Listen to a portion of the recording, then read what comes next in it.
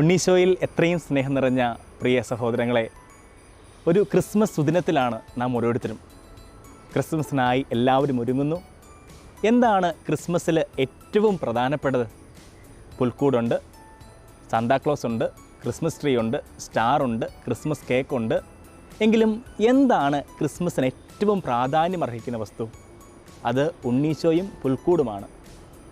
എല്ലാ വീട്ടിലും പുൽക്കൂടുണ്ടാക്കും അല്ലേ? പള്ളികളിൽ പുൽക്കൂടുണ്ടാക്കും.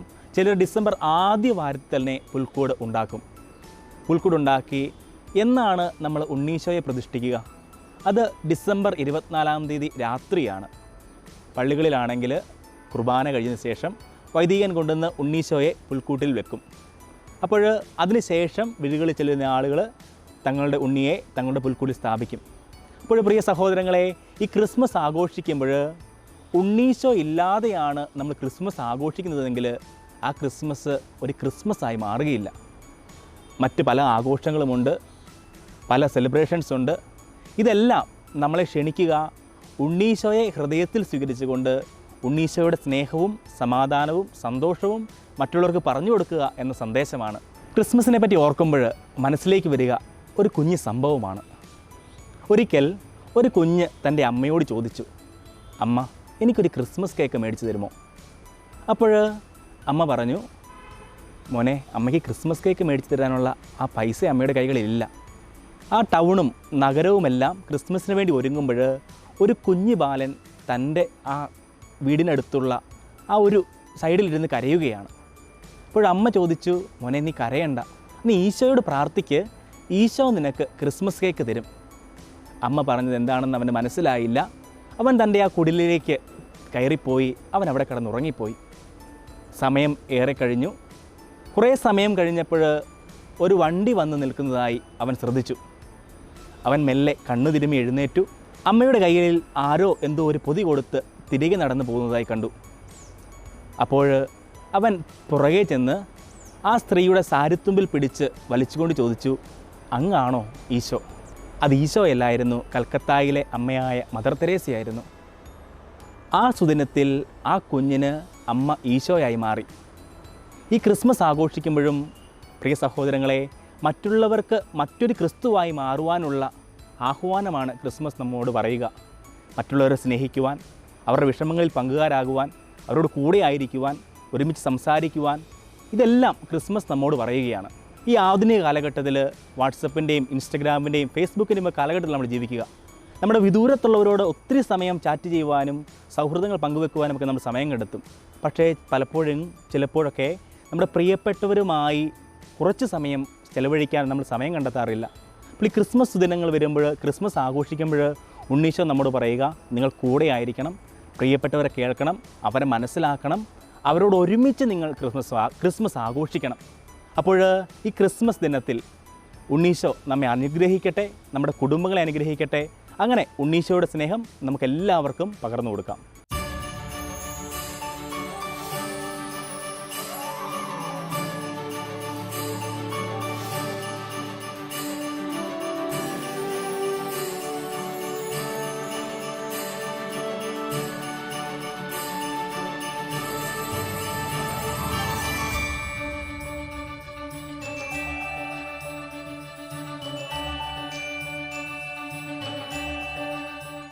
പഴയ കാലത്തോട്ടൊക്കെ ഒന്ന് ചിന്തിച്ചു പോയാൽ, ഞങ്ങളൊക്കെ കുഞ്ഞുങ്ങളായിരിക്കുമ്പോഴേ അന്ന് ക്രിസ്മസ് എന്ന് പറയുമ്പോൾ നവംബർ മാസം തുടങ്ങിയേ അതിനുള്ള ഒരുക്കങ്ങൾ തുടങ്ങുകയാണ്. നോയമ്പിൻ്റെ എല്ലാ ദിവസങ്ങളിലും പ്രത്യേക പ്രാർത്ഥനകൾ, ഒരു ദിവസം 40 നന്മ നിറഞ്ഞു പറയും പ്രത്യേകമായിട്ട് ചൊല്ലി 25 ദിവസം കൊണ്ടൊരു പുൽക്കൂടുണ്ടാക്കണം. ഓരോ ദിവസവും വേറെ ചില ഭക്തകൃത്യങ്ങൾ, അതായത് ഓരോ എത്രയും ദയുള്ള മാതാവേ എന്നുള്ള നമസ്കാരം, അല്ലെങ്കിൽ പരിശുദ്ധാത്മാവിനോടുള്ള പ്രാർത്ഥന, അങ്ങനെ ഓരോന്നും ചൊല്ലി ഉണ്ണീശോയ്ക്ക് വേണ്ടി ഓരോ സാധനങ്ങൾ ഉണ്ടാക്കണമെന്ന് ടീച്ചർമാരും അതോടൊപ്പം മാതാപിതാക്കന്മാരും നമ്മളോട് പറയുമായിരുന്നു. ഇപ്പോൾ ഉണ്ണീശോയ്ക്ക് ഒരു കുഞ്ഞുടുപ്പെന്ന് പറഞ്ഞാൽ 3 നന്മ നിറഞ്ഞവരെയും ചൊല്ലിയാൽ മതി, അപ്പോൾ ഒരു കുഞ്ഞുടുപ്പായി. പക്ഷെ നമ്മളതങ്ങനെ നമ്മൾ ചൊല്ലിയതായിട്ട് നമ്മൾ എഴുതി വെക്കും. അതുപോലെ തന്നെ 25 ദിവസവും പരിപൂർണമായ നോയമ്പ് നോക്കും. നമ്മുടെ ഒന്നും വീടുകളിലൊരിക്കലും അന്ന് ഇറച്ചിയോ അതുപോലെ വലിയ മീനോ അങ്ങനത്തെ ഉള്ള കാര്യങ്ങളൊന്നുമില്ല. എല്ലാവരും സാധിക്കുന്ന തിരിച്ചറിവായ എല്ലാ മക്കളും മാതാപിതാക്കന്മാരും വല്യപ്പനും വല്യമ്മയും ഉൾപ്പെടെ എല്ലാവരും ആ നോയമ്പിലൊക്കെ പങ്കെടുക്കുമായിരുന്നു. അവരുടെ നിർബന്ധ ബുദ്ധി കൊണ്ടായിരിക്കാം നമ്മളുമൊക്കെ അങ്ങനെ ശീലിച്ചു വന്നത്. പിന്നെ നോമ്പിനോടൊപ്പം തന്നെ നമ്മുടെ വീട്ടിൽ വരുന്ന ജോലിക്കാർക്കായാലും ഇല്ലായ്മക്കാർക്കായാലും ഒക്കെ കഴിയുന്ന പരമാവധിയും ദാനധർമ്മം ചെയ്യുക, അവരോട് സ്നേഹഭാവത്തിൽ സംസാരിക്കുക, അവരുടെ ആവശ്യങ്ങൾ എന്തെന്ന് അറിയുക, അവരുടെ വീടുകളൊക്കെ കുറച്ച് അടുത്തൊക്കെ ആണെങ്കിൽ പള്ളിയിൽ പോകുന്ന വഴിയോ വല്ലോ ഒക്കെ അവരൊക്കെ ഒന്ന് കയറുക, രോഗികളാണെങ്കിലും ഒന്ന് കണ്ടുമുട്ടുക. ഇങ്ങനെ കുറേ കാര്യങ്ങൾ നമ്മുടെ മാതാപിതാക്കന്മാരിലൂടെ പൂർവികരിലൂടെ നമ്മൾ ശീലിച്ചു പോകുന്നു. ആ ശീലങ്ങളൊക്കെ ഇന്നും തുടരാനാണ് നമുക്കൊക്കെ ആഗ്രഹം. അതുകൊണ്ട് തന്നെ നമുക്ക് നോമ്പെന്ന് പറയുമ്പം സാധാരണ ജീവിതശൈലിയിൽ നിന്ന് വ്യത്യസ്തമായിട്ട് എന്തോ ഒരു പ്രത്യേകതയുള്ളതായിട്ട് തോന്നാറുണ്ട്. അന്ന് നമ്മൾ ക്രിസ്മസ് ആഘോഷിക്കുമ്പോൾ നവംബർ മാസം തന്നെ നമ്മൾ നെല്ലോ കടുകോ അങ്ങനെയുള്ള ധാന്യങ്ങളൊക്കെ ചിരട്ടയ്ക്കകത്ത് മണ്ണ് കുഴച്ച് അതിനകത്ത് വിതയ്ക്കുക. അതുപോലെ നക്ഷത്രങ്ങളുണ്ടാക്കുക. ഈ നക്ഷത്രം ഉണ്ടാക്കലെന്ന് പറഞ്ഞാൽ അതൊരു വലിയ പ്രക്രിയയായിരുന്നു അന്നത്തെ കാലത്ത്. ചുറ്റുമുള്ളവരും കൂടും, നമ്മളും കൂടും, ഹൈന്ദവരും കൂടും, എല്ലാ ജാതി മതസ്ഥരും കൂടുന്ന ഒരു രംഗം എന്ന് വെച്ചാൽ നമ്മളെ സഹായിക്കാൻ വേണ്ടി വയലിലും മറ്റും പോയി പുല്ലൊക്കെ വെട്ടിക്കൊണ്ടുവന്ന് അതെല്ലാം കൃത്യമായ അളവിലൊക്കെ മുറിച്ച് വെച്ച്, അതുപോലെ തന്നെ തെങ്ങിൻ്റെ ഓലയോ അല്ലെങ്കിൽ മുളയുടെ കഷ്ണങ്ങൾ കുഞ്ഞു കഷ്ണങ്ങളൊക്കെ എടുത്തിട്ട് അതിനെയൊക്കെ നല്ല സ്റ്റാറിൻ്റെ രൂപത്തിൽ ഒന്ന് ഫോം ചെയ്തെടുത്ത് ഒന്ന് ശരിയാക്കി എടുത്തിട്ട് നൂല് കൊണ്ടൊക്കെ വലിച്ച് മുറുകി കെട്ടി.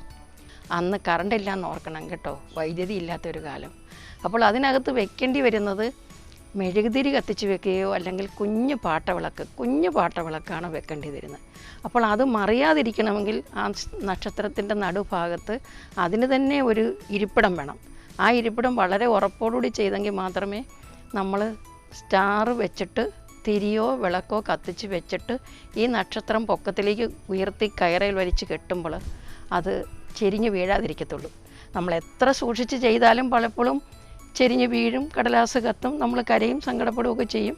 പക്ഷേ അതിനകത്ത് ഉണ്ടായിരുന്ന ഒരു ദൈവികത, ഒരു കൃപയുടെ ഭാഗം. അതായത് ഈ സ്റ്റാറിനകത്ത് വിളക്ക് വെക്കുന്ന സമയം നമ്മുടെ വീട്ടിലെ കാരണന്മാർ അപ്പനോ അമ്മയോ ഒക്കെ കൂടി നിന്ന് അത് ചെയ്യുമ്പോൾ അത് മറിഞ്ഞ് വീണ ആ നക്ഷത്രം കത്താതിരിക്കാനൊരു പ്രത്യേക പ്രാർത്ഥനയാണെന്ന് എല്ലാവരും ചെയ്യുകയാണ്. അതിൻ്റെ സ്റ്റാർ കെട്ടുന്നതിന് ഇതുപോലെ അന്നത്രയും ഒന്നും മരങ്ങളൊക്കെ നമുക്ക് പൊക്കത്തിലേക്ക് കിട്ടത്തില്ലെങ്കിൽ മിക്കവാറും തെങ്ങിലേക്കായിരിക്കും പൊക്കി കെട്ടുന്നതെങ്കിൽ ആ പൊക്കമായിരുന്നു നമ്മുടെയൊക്കെ ഓരോ കുടുംബത്തിൻ്റെ ആഠ്യതയെന്നു പറയുന്നത്.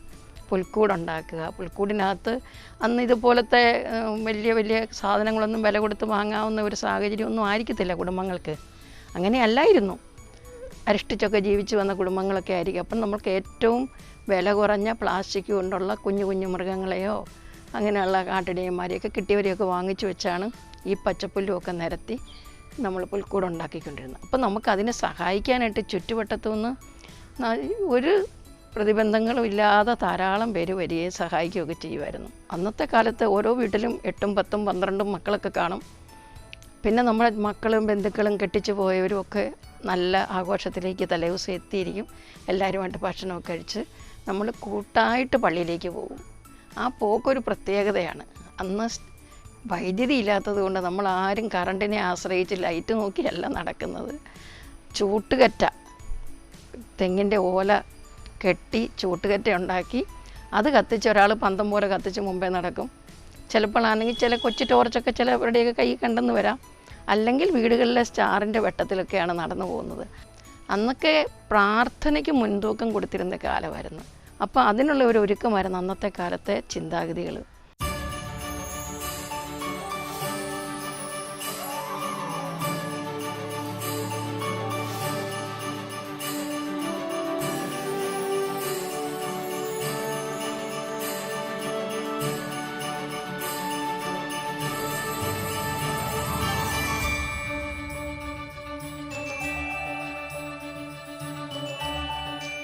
ക്രിസ്തുമതം കേരളത്തിൽ വരിക ഈശോയുടെ 12 ശിഷ്യന്മാരിൽ ഒരുവനായ മാർ തോമാശ്ലീഹയുടെ വരവോടുകൂടിയാണ്. മാർ തോമാശ്ലീഹ വരികയും തുടർന്ന് ഈശോയുടെ വചനം ആളുകളിൽ എത്തിക്കുകയും അവരത് ഇഷ്ടപ്പെടുകയും ക്രിസ്തുവിലേക്ക് ചേരുകയും ചെയ്തു. എപ്പോഴാണ് ഈ ക്രിസ്മസ് ഇത്തരത്തിൽ ആരംഭിച്ചതെന്ന് നമുക്കറിയത്തില്ല. എങ്കിലും ക്രിസ്തുവിനെക്കുറിച്ചറിഞ്ഞ ആളുകൾ ക്രിസ്തുവിൻ്റെ ജനനം ഏറെ പ്രത്യേകകരമായി ഏറ്റെടുക്കുകയും പിന്നീട് അവർ രാത്രികാലങ്ങളിൽ പള്ളിയിൽ പോവുകയും ഒരുമിച്ചിരുന്ന് ആഘോഷിക്കുകയും വിശുദ്ധ കുർബാന അർപ്പിക്കുകയും ഒക്കെ ചെയ്തു. ഇത്തരത്തിൽ നാം കാണുന്ന ഒരു ആഘോഷത്തിന് തുടക്കം കുറിച്ചത് 16-ാം നൂറ്റാണ്ടിലായിരുന്നു. അപ്പോൾ ആളുകൾ തിരിച്ചറിഞ്ഞു തങ്ങളുടെ രക്ഷകനും നാഥനുമായ ക്രിസ്തുവിനെ ആളുകളിലേക്ക് എത്തിക്കണം, ക്രിസ്തുവിനെ പറഞ്ഞു കൊടുക്കണം, ക്രിസ്തുവിൻ്റെ സ്നേഹം തങ്ങളുടെ പ്രിയപ്പെട്ടവരിലേക്ക് കൊടുക്കുകയും ചെയ്യണം. ക്രിസ്മസിൻ്റെ ആഘോഷമെന്ന് പറയുമ്പോൾ അതൊരു ഒത്തൊരുമയുടെ ആഘോഷമാണ്.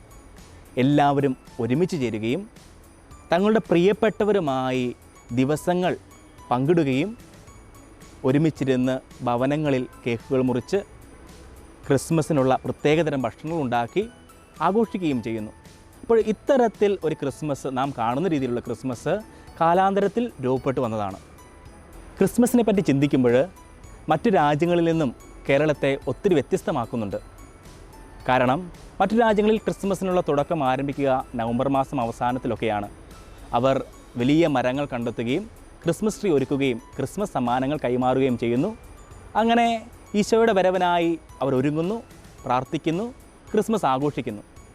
എന്നാൽ കേരളത്തിനെക്കുറിച്ച് ചിന്തിക്കുമ്പോൾ ക്രിസ്മസിൻ്റെ ഒരുക്കങ്ങൾ കുറച്ചുകൂടി ആഘോഷമാക്കുകയും ആത്മീയമായി ഒരുങ്ങുന്ന ഒരു ദിനമാണ്. കാരണം ആളുകൾ കൂടുതലായി ഉപവസിക്കുന്നു, പ്രാർത്ഥിക്കുന്നു, തങ്ങളുടെ രക്ഷകനായ ക്രിസ്തുവിനെ ഹൃദയത്തിൽ സ്വീകരിക്കുവാനായി പ്രാർത്ഥിച്ചൊരുങ്ങുന്ന ഒരു 25 ദിവസങ്ങൾ അവരുടെ ഹൃദയത്തിലുണ്ട്. അപ്പോൾ തീർച്ചയായും വെസ്റ്റേൺ കൺട്രീസിനെ കുറിച്ച് ചിന്തിക്കുമ്പോൾ അവരെക്കാൾ ഒരു പടി കൂടെ ഉണ്ണീശോയുടെ വരവനായി ഇവിടെയുള്ള ആളുകൾ ഒരുങ്ങുന്നുണ്ട്. പണ്ട് കാലങ്ങളിൽ നമ്മുടെ ഭവനങ്ങളിൽ മാംസവും മത്സ്യവും ഒക്കെ മേടിച്ചത് വളരെ ചുരുക്കമായിരുന്നു. അപ്പോൾ അത് ഉപേക്ഷിക്കുക എന്ന് പറയുന്നത് ആളുകളെ സംബന്ധിച്ച് ഏറ്റവും കഠിനമായൊരു കാര്യമായിരുന്നു. പിന്നീട് കാലാന്തരത്തിൽ ഇപ്പോൾ നമുക്കറിയാം എല്ലാ വീട്ടുകളിലും എല്ലാ ദിവസവും മീനുണ്ട്, ഇറച്ചിയുണ്ട്. അപ്പോൾ അത് ഉപേക്ഷിക്കുന്നതൊന്നും വലിയ ബുദ്ധിമുട്ടൊന്നുമില്ല. പക്ഷേ ഇന്നത്തെ യുവജനങ്ങളെ സംബന്ധിച്ച് തങ്ങളുടെ മൊബൈൽ ഫോൺ ഒന്ന് മാറ്റിവെക്കുക എന്ന് ചിന്തിക്കാനേ പറ്റാത്ത ഒരു കാര്യമാണല്ലോ. ഇൻസ്റ്റഗ്രാമും ഫേസ്ബുക്കും വാട്സപ്പും ഒക്കെ ഒരു ദിവസത്തേക്ക് മാറ്റിവെക്കുക എന്നത് ചിന്തിക്കാൻ പോലും പറ്റില്ല. പക്ഷേ ഇന്ന് ചിലപ്പോഴൊക്കെ നമ്മുടെ യുവജനങ്ങൾ ഒരു മാസത്തേക്ക് നോമ്പെന്നോണം ഇൻസ്റ്റഗ്രാം ഉപയോഗിക്കാതിരിക്കുന്നു, വാട്സപ്പ് ഉപയോഗിക്കാതിരിക്കുന്നു, ഫേസ്ബുക്ക് ഓപ്പൺ ആക്കാതിരിക്കുന്നു, അനാവശ്യമായ ഫോൺ കോളുകൾ വിളിക്കാതിരിക്കുന്നു. അങ്ങനെ ആത്മീയമായി ക്രിസ്മസിനായി ഒരുങ്ങുന്ന ഒരു ജനത ഇവിടെയുണ്ട്. പിന്നീട് രാവിലെ ദേവാലയങ്ങളിൽ പോയി പ്രാർത്ഥിക്കുന്നു, 25 ദിവസം പള്ളിയിൽ പോകുന്നു. പ്രത്യേകിച്ച് മാതാപിതാക്കൾ തങ്ങളുടെ കുഞ്ഞുങ്ങളെ ഒരുക്കുവാനായി അവരോടൊപ്പം ദേവാലയത്തിലേക്ക് പോകുന്നു. അങ്ങനെ തങ്ങളുടെ ഈശോയെ ഹൃദയത്തിൽ സ്വീകരിക്കുവാനായി മറ്റ് രാജ്യത്തിൽ നിന്നും വ്യത്യസ്തമായ രീതിയിൽ ആത്മീയതയിലൂന്നിയാണ് കേരളത്തിലെ ജനത ക്രിസ്മസ് ആഘോഷിക്കുക. അപ്പോൾ കേരളത്തിലെ ക്രിസ്മസ് കുറച്ചുകൂടി ആത്മീയതയിൽ വേരൂന്നിയതാണെന്ന് നമുക്ക് പറയാനായി സാധിക്കും.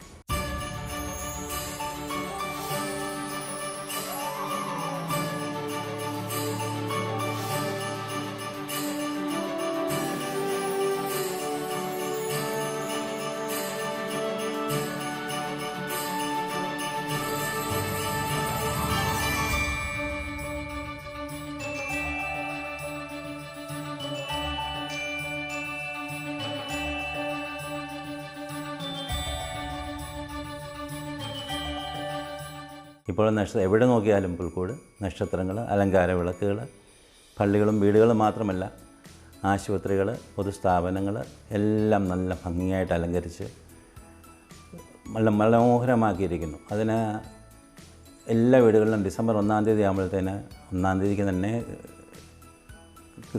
നക്ഷത്രം കിട്ടുകയും അലങ്കരിക്കുകയും ചെയ്യുന്നു. അത് ക്രിസ്ത്യാനികൾ മാത്രമല്ല മറ്റു മതസ്ഥരും ഇതുപോലെ 1-ാം തീയതി മുതൽ തന്നെ നക്ഷത്രങ്ങൾ ഇടാറുണ്ട്. അതാണ് സ്നേഹത്തിൻ്റെ സന്ദേശം. ക്രിസ്മസ് നൽകുന്നത് സ്നേഹത്തിൻ്റെ സന്ദേശമാണ്. ആ ഒരു സ്നേഹത്തിൻ്റെ ചൈതന്യം ഉൾക്കൊണ്ടുകൊണ്ടാണ് ഓരോ ക്രിസ്മസും കടന്നു പോകുന്നത്. ക്രിസ്മസിന് രാത്രിയിൽ വിശുദ്ധ കുർബാനയുണ്ട്.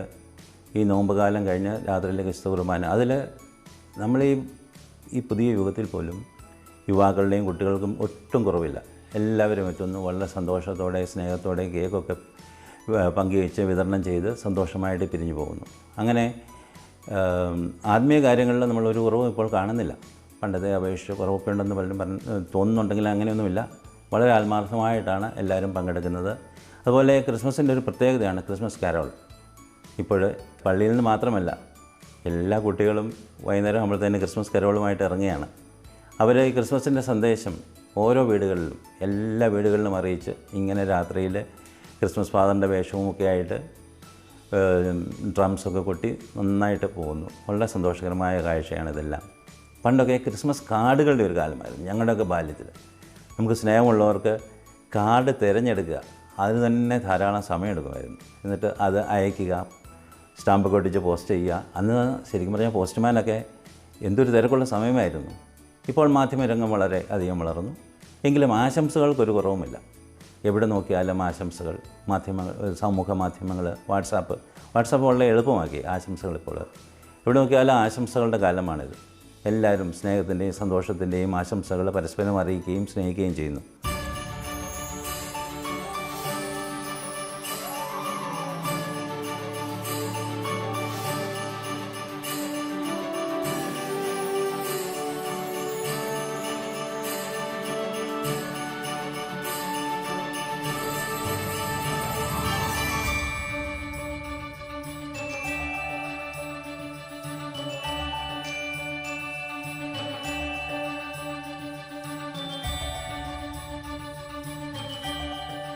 ഒരു പക്ഷേ നമുക്കൊരു സംശയം ഉദിക്കാം.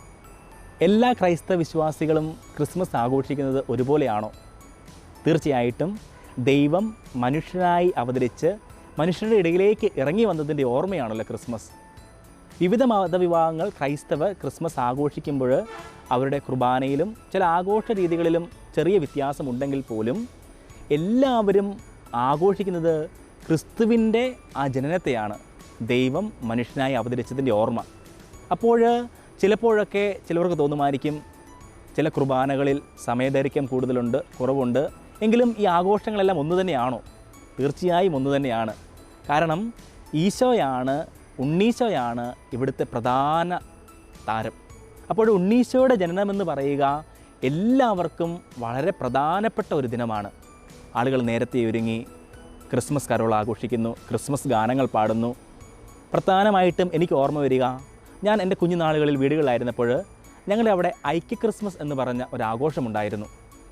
പല മതവിഭാഗത്തിൽപ്പെട്ടവർ ഒരുമിച്ച് വന്ന് ആ ദിനം കരോളുകൾ പാടുന്നു, ക്രിസ്മസ് രാത്രി ആഘോഷിക്കുന്നു, കേക്കുകൾ മുറിക്കുന്നു, ടൗണിൽ കൂടെ പൊതുവായിട്ട് ഒരു ആഘോഷ യാത്ര നടത്തുന്നു. അവസാനം അതൊരു ദേവാലയത്തിൽ ചേരുകയും ഒരു സന്ദേശം കേൾക്കുകയും ഭവനങ്ങളിലേക്ക് മടങ്ങുകയും ചെയ്യുന്നു. അപ്പോൾ ഈ ക്രിസ്മസിൻ്റെ ആഘോഷം എല്ലാം കേന്ദ്രീകൃതമായിരിക്കുന്നത് ക്രിസ്തുവിൽ തന്നെയാണ്. എല്ലാ മതവിഭാഗങ്ങളും, ക്രൈസ്തവ മതവിഭാഗങ്ങൾ ഒരേ ലക്ഷ്യത്തോടെ ഒരേ ചിന്തയോടെയാണ് ക്രിസ്മസ് ആഘോഷിക്കുന്നത്. ഒരു ക്രിസ്മസ് ദിനത്തിൽ ഒരപ്പച്ചൻ എന്നോട് ചോദിച്ചു, അച്ഛാ, ഈ ക്രിസ്മസ് ഉണ്ണീശോയുടെ ജനനവുമായി മാത്രം ബന്ധപ്പെട്ടതാണോ? തീർച്ചയായും ഉണ്ണീശോയുടെ ജനനവുമായി മാത്രം ബന്ധപ്പെട്ട് നിൽക്കുന്ന ഒരാഘോഷമാണ് ക്രിസ്മസ്. കാരണം ഉണ്ണീശോ ദൈവം മനുജനായി മനുഷ്യരുടെ ഹൃദയത്തിലേക്ക് വന്നതിൻ്റെ ഓർമ്മ എല്ലാവരും ഒരേ മനസ്സോടെ ആഘോഷിക്കുന്ന അതിമനോഹരമായ ഒരു ദിവസമാണിത്. മറ്റൊരാഘോഷങ്ങളോടും ഇതിനൊരു ബന്ധവുമില്ല. ഇത് ഈശോയുടെ ജനനവുമായി മാത്രം ബന്ധപ്പെട്ട് നിൽക്കുന്ന ഒരു ദിവസമാണ്.